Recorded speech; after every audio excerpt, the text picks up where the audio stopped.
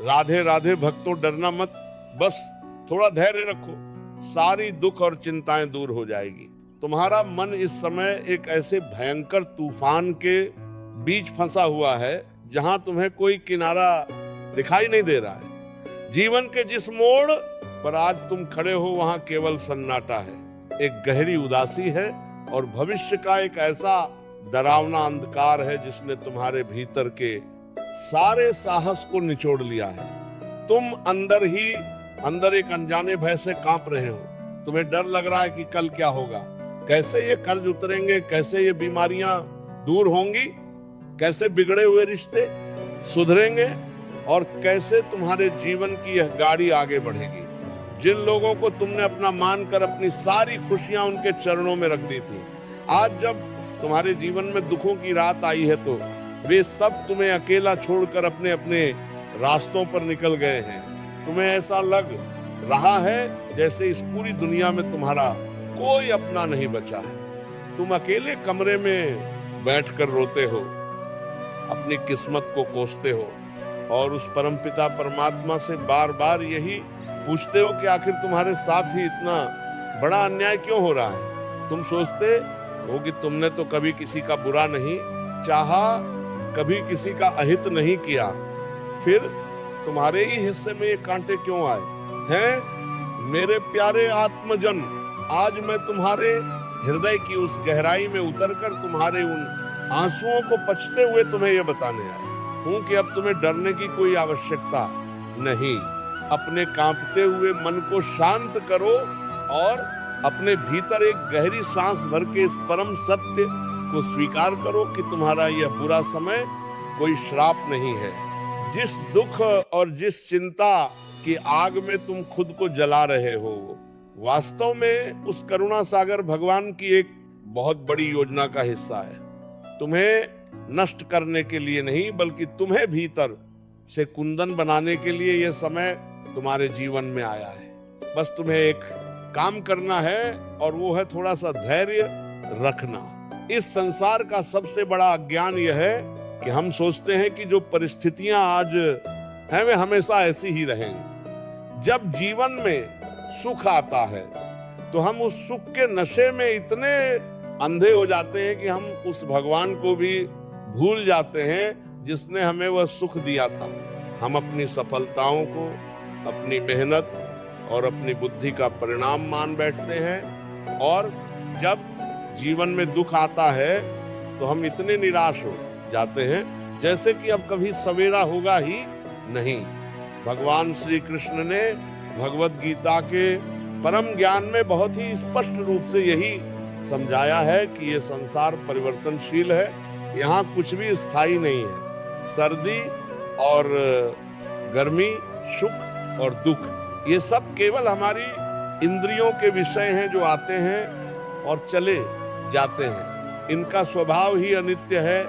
तुम अपने वर्तमान के इस दुख को, इस एक छोटे से बुरे अध्याय को अपने जीवन की पूरी पुस्तक मानकर क्यों रो रहे हो?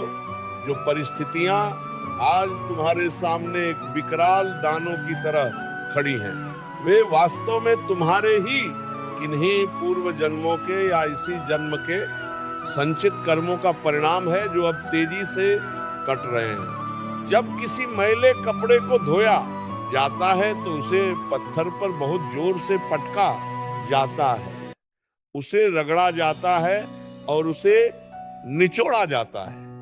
उस समय उस कपड़े को बहुत कष्ट होता होगा, लेकिन उस पूरी कठोर प्रक्रिया के बाद ही कपड़े का सारा मैल बाहर निकलता है और वो एकदम स्वच्छ, उजला और पवित्र हो जाता है। तुम्हारा यह बुरा समय उसी धुलाई की महान आध्यात्मिक प्रक्रिया के समान है। तुम्हारे कर्मों का सारा मैल, तुम्हारे भीतर का सारा अज्ञान और सारी सांसारिक वासनाएं इन आंसुओं के माध्यम से धुल रही है। तुम डर रहे हो क्योंकि तुम्हारी दृष्टि केवल बाहर की दुनिया पर टिकी है।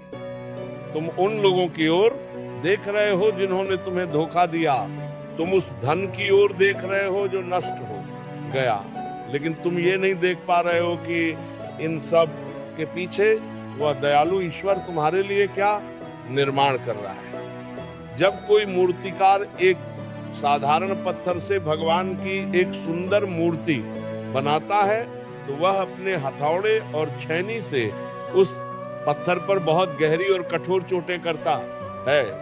वो हर उस फालतू हिस्से को काटकर अलग कर देता है जो उस मूर्ति की सुंदरता में बाधा बन रहा होता है। उस पत्थर को उस समय बहुत दर्द होता होगा, वो टूटता होगा, बिखरता होगा, लेकिन मूर्तिकार तब तक नहीं रुकता जब तक कि वह पत्थर एक पूजनीय भगवान की मूर्ति में नहीं बदल जाता।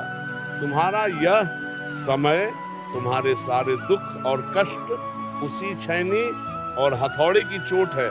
वो परमेश्वर तुम्हें अपने ही हाथों से तराश रहा है।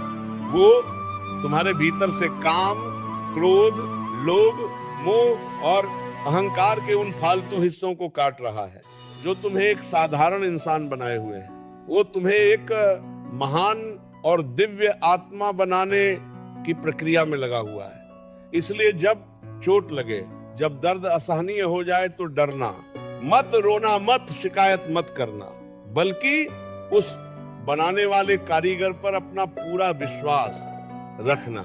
उसे पता है कि तुम्हें कितना तपाना है और कब भट्टी से बाहर निकालना है। वह कभी भी तुम्हें तुम्हारी सहन शक्ति से अधिक दुख नहीं देगा। ईश्वर जीवन की सबसे कठिन परीक्षा भी उसी योद्धा की लेता है जिसके भीतर उस परीक्षा को सम्मान के साथ पास करने का सामर्थ्य होता है। धैर्य कोई साधारण शब्द नहीं है, ये एक बहुत बड़ी आध्यात्मिक शक्ति है। धैर्य का अर्थ यह नहीं है कि तुम हाथ पर हाथ रखकर बैठ जाओ और केवल समय बीतने का इंतजार करो। सच्चे धैर्य का अर्थ है कि जब तुम्हारे जीवन में सब कुछ गलत हो रहा हो, जब चारों तरफ अंधकार हो, तब भी तुम अपने होठों पर मुस्कान रखो और अपने हृदय में यह अटल विश्वास बनाए रखो कि मेरा भगवान मेरे साथ है और वह जो भी करेगा मेरे परम कल्याण के लिए ही करेगा। इस असीम धैर्य और अटूट विश्वास को गहराई से समझने के लिए हमारे सनातन धर्म के पवित्र रामायण काल की उस महान तपस्विनी माता शबरी के जीवन का स्मरण करो। शबरी का जन्म एक बहुत ही साधारण और निम्न कुल में हुआ था, लेकिन उनके भीतर परमात्मा को पाने की, उस सत्य को जानने की एक बहुत गहरी तड़प थी। वे अपने गुरु मतंग ऋषि के आश्रम में रहकर उनकी सेवा करती थी। जब मतंग ऋषि का अंत समय आया और वे अपना शरीर त्यागने लगे तो शबरी उनके चरणों में गिरकर रोने लगे। उन्होंने कहा कि हे गुरुदेव, आपने तो ईश्वर को पा लिया, लेकिन मेरा क्या होगा? मुझे तो किसी वेद या शास्त्र का ज्ञान नहीं है। मैं तो एक साधारण और अनपढ़ स्त्री हूँ। मुझे भगवान कैसे मिलेंगे? तब मतंग छिने शबरी के सिर पर हाथ रखकर केवल एक बात कही थी, पुत्री शबरी, तू केवल धैर्य रखना और प्रतीक्षा करना।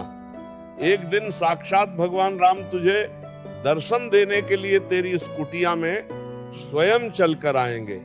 बस अपने गुरु के इन शब्दों पर शबरी ने ऐसा अटल विश्वास कर लिया कि उनका पूरा जीवन केवल एक ही लक्ष्य, एक ही प्रतीक्षा में बीत गया। शबरी रोज सुबह उठती, अपने आश्रम के रास्ते को झाड़ू लगाकर साफ करती, क्योंकि उन्हें लगता था कि क्या पता आज मेरे राम आ जाए, उनके कोमल चरणों में कोई कांटा ना चुभ जाए। वे रोज जंगल में जाते हैं, सबसे मीठे बेर चुनकर लाते, एक एक बेर को खुद चक्कर देखती कि कहीं कोई बेर खट्टा तो नहीं है, ताकि उनके राम को केवल मीठे बेर ही मिले। दिन बीतते गए, महीने बीतते गए, वर्ष बीतते गए। शबरी का यौवन ढल गया, उनके बाल सफेद हो गए, उनकी आंखों की रोशनी कम हो गई, शरीर कांपने लगा, लेकिन उनका धैर्य कभी नहीं टूटा।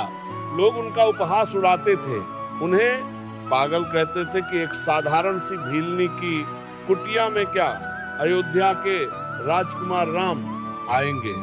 लेकिन शबरी ने कभी लोगों के तानों की परवाह नहीं की। उन्हें अपने गुरु के वचनों पर और अपने राम की करुणा पर पूर्ण विश्वास था और अंततः दशकों के उस असीम धैर्य के बाद वो महान दिन आया।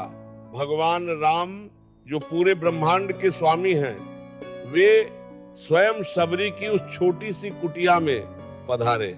उन्होंने शबरी के झूठे बेर इतने प्रेम और इतने आनंद से खाए जैसे वे दुनिया के सबसे स्वादिष्ट 56 भोग हो। राम ने शबरी को नवधा भक्ति का ज्ञान दिया और उन्हें परम मोक्ष प्रदान किया। इस महाकथा का सार क्या है? इसका सार यह है कि भगवान कभी उस भक्त की सहायता करने नहीं आते जो 2 दिन दुख सहने के बाद धैर्य खो देता है, जो डर कर भगवान को कोसने लगता है। भगवान उस भक्त के लिए मीलों पैदल चलकर आते हैं जिसके भीतर ये अटल धैर्य होता है कि चाहे पूरी दुनिया मुझे पागल कहे, चाहे मेरा शरीर टूट जाए, लेकिन मेरा भगवान एक दिन मेरी पुकार जरूर सुनेगा।